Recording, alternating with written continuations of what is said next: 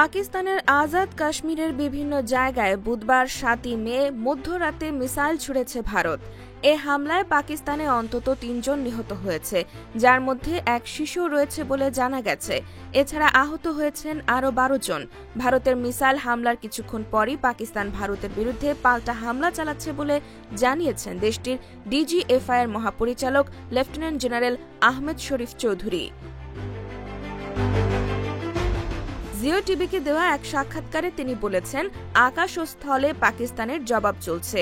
এছাড়া দেশটির সরকারি TV PTV micro blogging site এক্সে নিরাপত্তা কর্মকর্তাদের বরাতে জানিয়েছে ভারতে পাল্টা হামলা চালানো হচ্ছে। অপরদিকে পাকিস্তানের প্রতিরক্ষা মন্ত্রী খাজা আসিফ সংবাদ মাধ্যম ARY নিউজকে জানিয়েছেন, ভারত বেসামরিকদের লক্ষ্য করে হামলা চালিয়েছে। তিনি বলেন, বেসামরিক এলাকায় হামলা চালানো হয়েছে। ভারতীয়রা তাদের নিজেদের আকাশ সীমা থেকে হামলা চালিয়েছে। তারা তাদের বাড়ি কখনো ছাড়েনি। তাদের বের হতে দিন, আমরা উপযুক্ত জবাব দেব। এর আগে অপারেশন সিন্দুর নামের অভিযানে পাকিস্তানের ৯টি জায়গায় হামলা চালানো হয়েছে।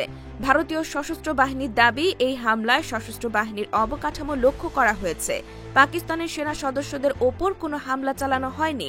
এক বিবৃতিতে তারা বলেছে, কিছুক্ষণ আগে ভারতীয় সশস্ত্র বাহিনী অপারেশন সিন্দুর পরিচালনা করেছে।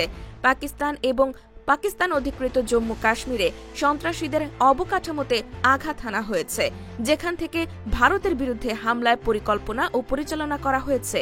সব মিলিয়ে ৯টি জায়গায় আঘাত হানা হয়েছে।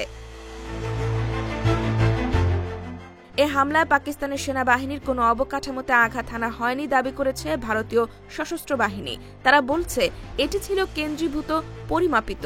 এছাড়া উত্তেজনা যেন বৃদ্ধি না হয় সে বিষয়টিতেও নজর দেওয়া হয়েছে। IBTV USA, new York.